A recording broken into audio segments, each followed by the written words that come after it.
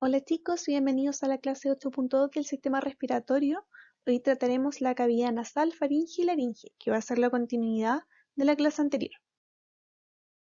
Los cartílagos nasales forman parte ya del esqueleto de la nariz, junto con el esqueleto óseo.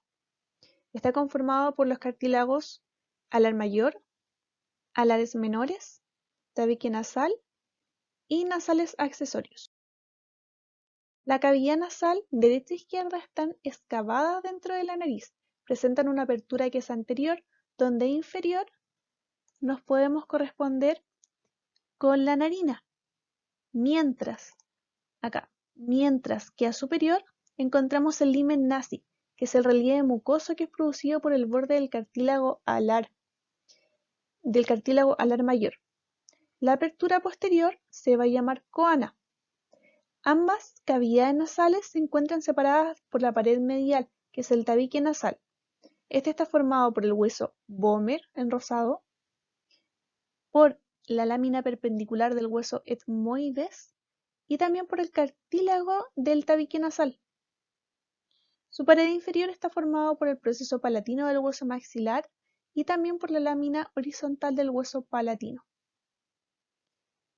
Su pared superior está formada por los huesos nasales hacia anterior, por la espina nasal del hueso frontal, la lámina cribosa del hueso etmoides, que por acá va a ser donde van a estar pasando los filetes olfatorios, que nos van a dar la capacidad de nuestro sentido del olfato.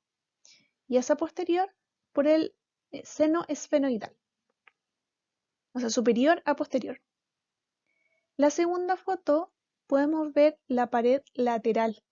Acá nos podemos ubicar un poquito más porque ahí se ve el tabique nasal medial y al lateral encontramos las conchas. Se agregaron entonces las masas laterales del etmoides, por lo tanto podemos ver al lateral la concha superior, concha nasal media y la concha nasal inferior. Recuerden que la concha nasal inferior está formada por un hueso independiente, que es el hueso concha nasal inferior. Si vemos en una imagen cadavérica nos vamos a encontrar con este es un corte de la pared lateral de la fosa nasal, con el seno frontal, acá en el 2 con el seno esfenoidal, en el 3 nos encontramos con el receso esfenoetmoidal, y acá de superior a inferior vamos a encontrarnos con cornetes, que son las conchas ya cubiertas por mucosa, y con los meatos, que son los espacios que quedan entre los cornetes. Este sería cornete nasal superior, meato nasal superior, cornete nasal medio, meato nasal medio, cornete nasal inferior, meato nasal inferior. Si nos fijamos en el número 10, está apuntando la desembocadura del seno maxilar.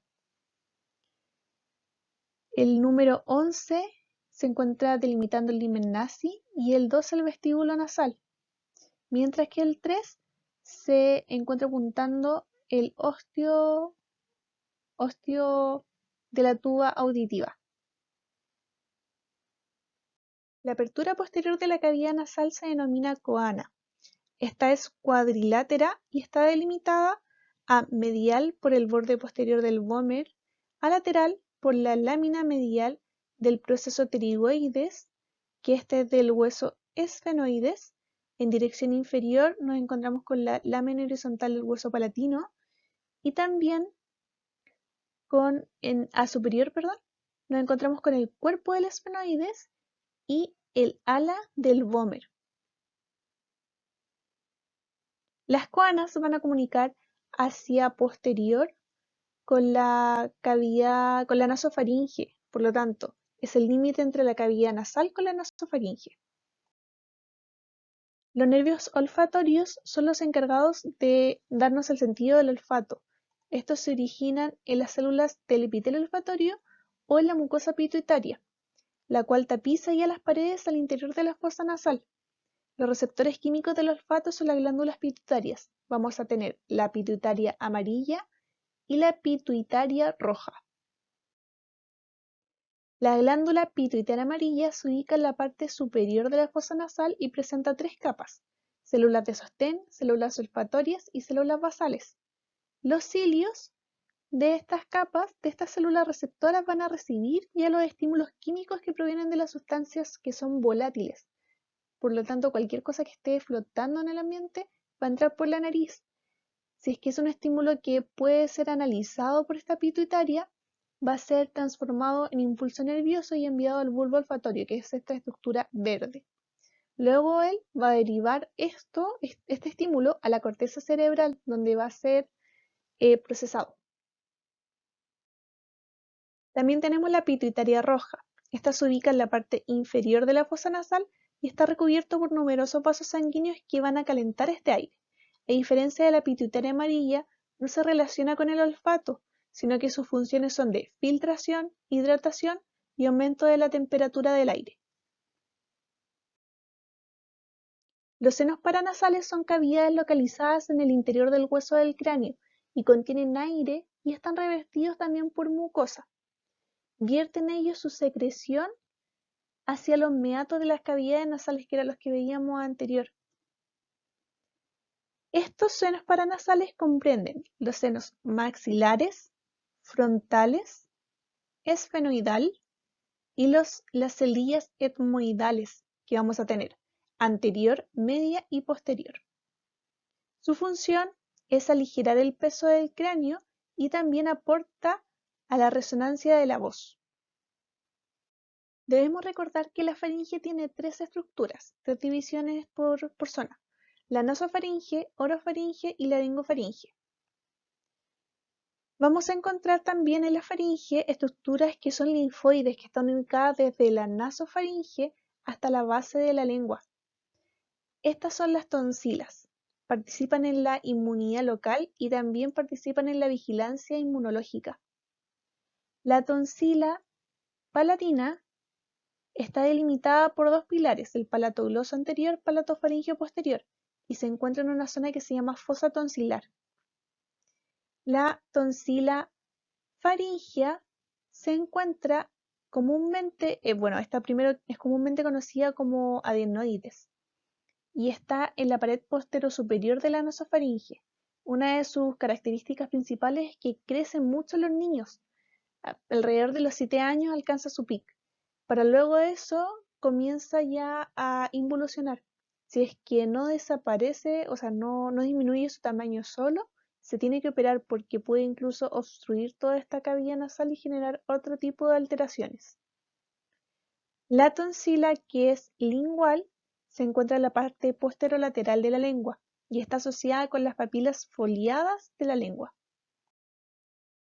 La configuración de la pared lateral de la nasofaringe encontramos: una de las principales estructuras es el osteofaringeo de la tuba auditiva, y este es el ingreso de la tuba auditiva, el ingreso de la cavidad nasal. Superior a él vamos a tener el torus tubárico, que es formado por la porción cartilaginosa posterior y medial de la tuba auditiva. Alrededor tenemos dos pliegues, el pliegue salpingopalatino y salpingofaringeo. Y a inferior vamos a tener el torus del elevador, que es una elevación que está siendo formada por el músculo elevador del velo palatino. Como tenemos el velo del paladar unido al osteofaringeo de la tuba auditiva, muchos de los niños que tienen fisura, que tienen alterado este músculo, también van a presentar alteraciones de audición porque este óseo no se va a cerrar bien, por lo tanto van a tener cuadros de otitis repetitiva. A posterior vamos a encontrar el receso faríngeo. La laringe es una estructura que es músculo ligamentosa que está ubicada en la región cervical, anterior a las vértebras, a los cuerpos de las vértebras C4 y C6. Está formado por 9 cartílagos que están unidos entre sí por membranas y ligamentos. Acá tenemos el principal hueso, que es el ilioides, que va a estar suspendido a superior de la laringe. 3 cartílagos impares, que son la epiglotis, tiroides, cricoides, cartílagos pares, aritenoides, corniculado, cuneiforme. La principal función de la vía de la laringe va a ser la fonación y sobre todo, más que la fonación incluso, es la protección de la vía respiratoria durante la elusión. La laringe se encarga de que no entre alimento a la vía respiratoria, de que no tengamos neumonías por aspiración. El esqueleto de la laringe está conformado por 9 cartílagos. 3 de ellos son impares. El cartílago tiroides es uno de los impares, el primero. También es el más grande, presentado en láminas y está unido a medial por una fusión en la línea mediana. Acá se encuentra la prominencia laringea, que esta es notoria sobre todo en los hombres, se le llama manzana de Adán. Por esta parte tenemos el cartílago cricoides, está ubicado inmediatamente debajo del cartílago tiroides y por arriba de la apertura de la tráquea. Su porción anterior y lateral se denomina arco y su porción posterior es más ancha y se denomina lámina. El último hueso que es impar, o sea, el último cartílago, perdón, no son huesos, el último cartílago que es impar es la epiglotis y está constituida por el cartílago elástico. Tiene forma oval y está ubicada justo atrás de la raíz de la lengua. Si ahora vemos los 3 cartílagos que son pares, nos vamos a encontrar con el aritenoides, que tiene una forma triangular, una forma piramidal de hecho, y los cartílagos que son corniculados y cuneiformes. Estos no se encuentran acá en esta imagen, pero siempre están arriba del cartílago aritenoides y son pequeños. Se encuentran justo en la porción posterior del pliegue ariepiglótico, que es la unión entre el aritenoides y la epiglotis. El cuneiforme siempre va a estar a medial y el corniculado a lateral. Lo vamos a ver en la rima glótica. Las membranas de la laringe cumplen una función que es de unir estructuras. La primera, desde superior a inferior, va a ser la membrana tiroidea, que va a estar uniendo y se va a extender desde el borde superior y hasta superiores del cartílago tiroides hasta la cara que es posterior del ioides. La membrana ioepiglótica va a se va a extender desde el ioides hasta la cara anterior de la epiglotis. La membrana tiroepiglótica se encuentra desde el tallo de la epiglotis hasta ya el ángulo entrante del cartílago tiroides. La membrana que es cricotiroidea, que es esta, va a ir desde el tiroides al cartílago cricoides. Esta en éter, por si acaso se encuentra como ligamento, pero cumple con todas las características que son histológicas de una membrana. Por lo tanto, en una prueba práctica se van a considerar las dos como buenas. Finalmente, la membrana cricotraqueal va desde el borde inferior del cricoides hasta el primer cartílago traqueal. Vamos a tener uniones que son importantes entre el aritenoides y el cartílago tiroides, que van a ser el ligamento vocal, que va a ir desde la lámina del tiroides al aritenoides a medial. Este va a sostener el pliegue vocal. Y a lateral vamos a tener el ligamento vestibular, que va a estar formando el pliegue vestibular. En esta imagen tenemos exactamente lo mismo. A medial ligamento vocal, a lateral ligamento vestibular. Los músculos intrínsecos de la laringe solo se van a comunicar dentro de esta zona, o sea, dentro de la laringe. Van a modificar la longitud y la tensión de los pliegues vocales y también el tamaño y la forma del espacio glótico. Los podemos organizar según su ubicación como superficiales, posteriores o laterales. O también los podemos organizar por su función, que puede ser tensor, que es el único músculo cricotiroideo que tensa los pliegues vocales, por lo tanto nos permite hacer notas agudas. Músculos abductores que van a alejar los pliegues vocales o músculos aductores que los van a acercar. Los nombres de los músculos laringeos se ven bastante complicados, pero en realidad si nosotros vamos analizando desde qué cartílago hasta qué cartílago van, podemos incluso sacarlos por deducción. Por ejemplo, el cricotiroideo va a ir desde el cartílago cricoides hasta el hueso tiroides, hasta el borde inferior. Por lo tanto, es cricotiroideo.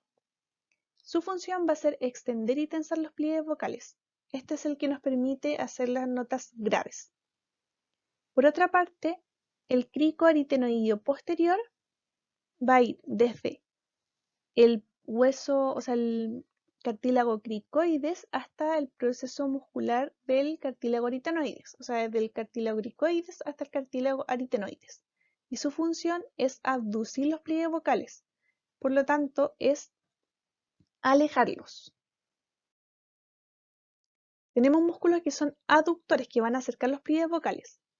El cricoaritenoideo lateral va a ir desde el anillo cricoides hasta el aritenoides. Acá tenemos el aritenoides ya cubierto por musculatura. Este se va a encargar de estrechar la porción intramembranosa de la hendidura glótica. Los músculos que son aritenoideo transverso, que es este, y el aritenoideo oblicuo, van a ir desde aritenoide, que va a estar acá, hasta el otro aritenoide.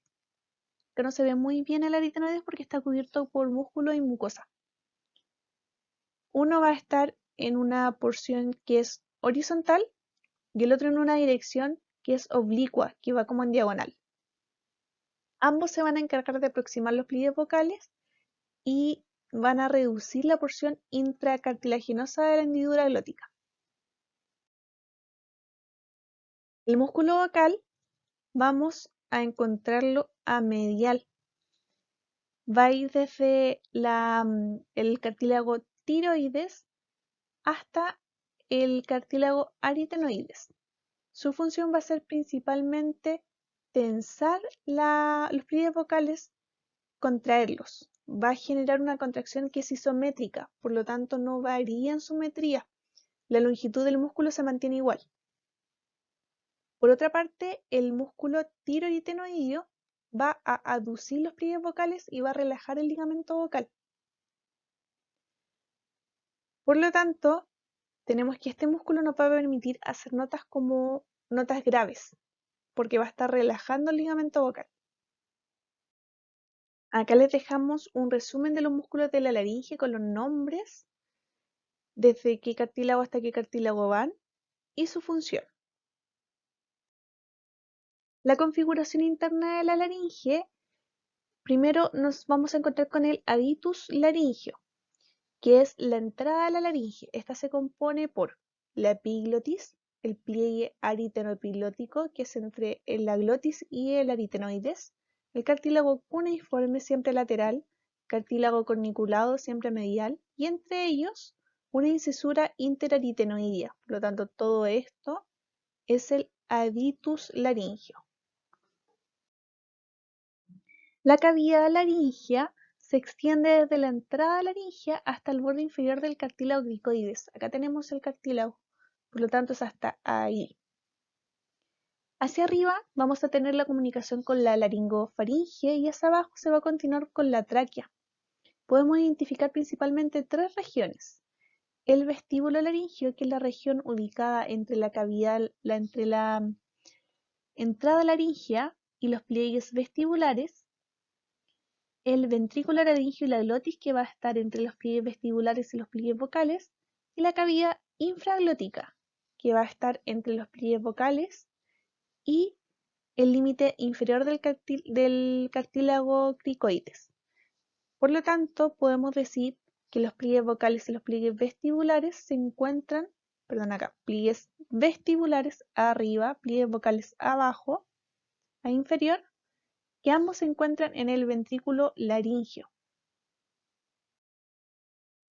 Si vemos una imagen cadavérica, podemos diferenciar acá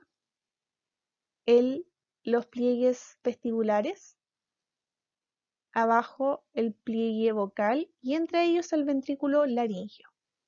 También podemos diferenciar los cartílagos, cartílago epiglótico, cartílago tiroides y acá el cartílago cricoides. La glotis es el aparato vocal de la laringe, porque gracias a él es que nosotros tenemos la capacidad de fonación.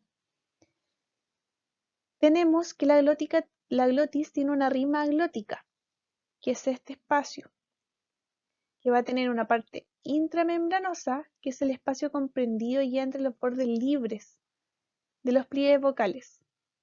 Esta se encarga de la fonación, acá se nota mucho.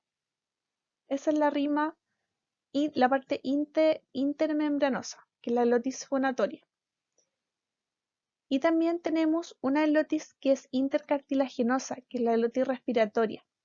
Intercartilaginosa se llama porque acá nosotros tenemos la presentación de los cartílagos aritenoides. Por lo tanto, es entre los cartílagos. Acá podemos ver incluso una parte triangular que en reposo se encuentra abierta, que es para nosotros poder respirar en reposo, obviamente.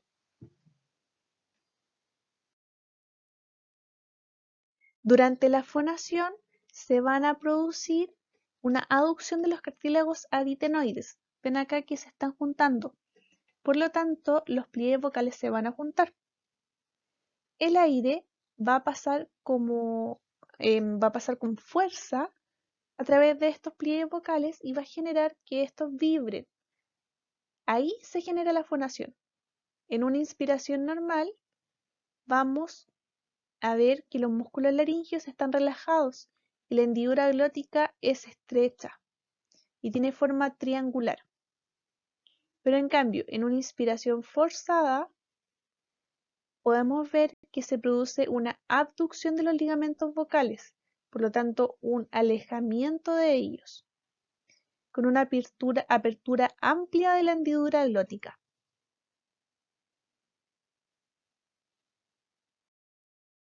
Finalmente tenemos que agradecer a la laringe de poder cumplir con su función de protección de la vía respiratoria y a través de la epiglotis no dejar pasar a la comida a la vía aérea.